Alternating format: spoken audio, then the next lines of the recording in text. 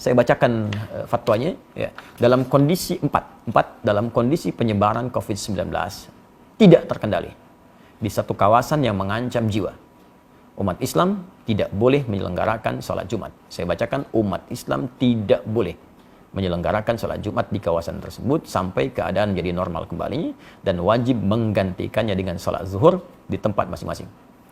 Demikian juga tidak boleh menyelenggarakan aktivitas ibadah yang melibatkan orang banyak dan diyakini dapat menjadi media penyebaran COVID-19 seperti jamaah sholat 5 waktu atau rawatib, sholat tarawih dan id di masjid atau tempat umum lainnya, serta menghadiri pengajian umum dan majlis taklim. Ini nomor 4 ini dalam kondisi penyebaran COVID-19 tidak terkendali. Artinya memang sudah mewabah luas, tidak bisa ditangani sama sekali, maka fatwa ini berlaku. Dan ini sudah tidak perlu kita berfatwa lagi. Jadi kalau orang-orang tak paham, sudah diam saja. Ikuti instruksinya, karena ini sudah orang yang pakar yang berbicara. Ya, kadang-kadang kita ini suka aneh. Masalah ekonomi, kita ikut ekonom. Masalah hukum, kita ikut ahli hukum. Ya, masalah untuk bisnis, kita ikut pebisnis. Tapi kalau urusan agama, semua bisa berfatwa. Nah, maka saya tegas ingin menyampaikan, kalau tidak punya ilmu, tak paham, sudah ikuti instruksi yang ada, jangan bikin fatwa masing-masing. Nah, jangan sampai Anda bisa mengatakan misalnya, mohon maaf, ini kan bagian dari ibadah itu wajib kalau wafat sedang dalam keadaan sholat. Wafat itu tidak ada kaitan dengan virus atau yang lain. Kalau sudah tiba ajal ya wafat. Tapi ketentuan syariat mesti kita ikuti. Nabi saja meminta kita untuk menjaga diri. Anda bukan Nabi, bukan Rasul, menganjurkan sesuatu yang bertentangan. Maka itu sangat hal yang tidak diharapkan. Mohon izin saya meneruskan. 5. Dalam kondisi penyebaran COVID-19 terkendali. Nah, ini, tolong catat juga ini. Dalam kondisi penyebaran COVID-19 terkendali, umat Islam wajib menyelenggarakan sholat Jumat dan boleh menyelenggarakan aktivitas ibadah yang melibatkan orang banyak, seperti jamaah sholat 5 waktu atau rawatib, sholat tarawih dan id di masjid atau tempat umum lainnya, serta menghadiri pengajian umum dan majlis taklim dengan tetap menjaga diri agar tidak terpapar COVID-19. Nah, jadi kalau di wilayah-wilayah yang diketahui, sekali lagi, transparansi data, informasi yang dibuka ke publik, setidaknya menyampaikan, ini wilayah ini terpapar, wilayah ini tidak. Sehingga kita bisa petakan, oh ini yang tidak, yang aman, maka berlaku fatwa yang ini. Ini yang terkendali, tetap Jumatan. Masjid dibuka. Jadi jangan sampai syiar-syiar ibadah itu hilang, tertutup. Nah, jangan dipukul rata fatwa ini bagi semua kondisi yang sekiranya terjadi perbedaan keadaan di dalamnya.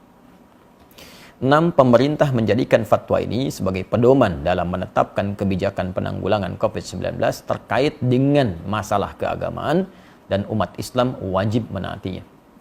Nah, ini sudah tidak perlu saya tafsirkan. Tentunya fatwa ini sudah sampai ke pemerintah kita. Negara kemudian bisa mengambil tindakan dan kita mengikuti sesuai dengan arahan fatwa MUI yang dimaksudkan. 7. Pengurusan jenazah. Ya, tajhiz al-janaiz yang terpapar COVID-19, terutama dalam memandikan dan mengafani, harus dilakukan sesuai protokol medis dan dilakukan oleh pihak yang berwenang dengan tetap memperhatikan ketentuan syariat, sedangkan untuk mensalatkan dan menguburkannya dilakukan sebagaimana biasa dengan tetap menjaga agar tidak terpapar COVID-19.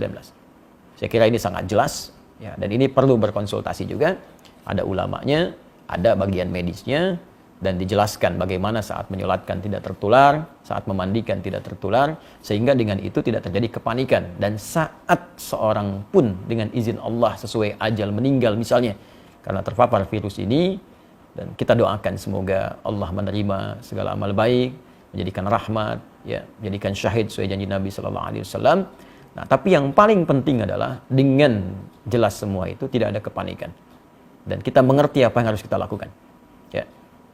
8. Tindakan yang menimbulkan kepanikan dan atau menyebabkan kerugian publik seperti memborong dan atau menimbun bahan kebutuhan pokok serta masker dan menyebarkan informasi hoax terkait COVID-19 hukumnya haram. Hukumnya haram, termasuk Anda pun yang menyebarkan informasi fatwa yang sembarangan, ya, yang bahkan tidak terkait dengan kondisi yang dihadapi, itu bisa salah juga. Ya, seharusnya bisa ke masjid, tidak bisa ke masjid. Atau seharusnya tidak harus ke masjid, malah ke masjid. Nah, maka dilihat dengan baik-baik. Dan saya pada poin yang ke-8 ini ingin mengajak seluruh lapisan masyarakat Indonesia, tanpa kecuali, terlepas dari sekat-sekat keyakinan dan yang lainnya. Mari kita bersinergi untuk mengatasi wabah virus COVID-19 ini. Ya, Anda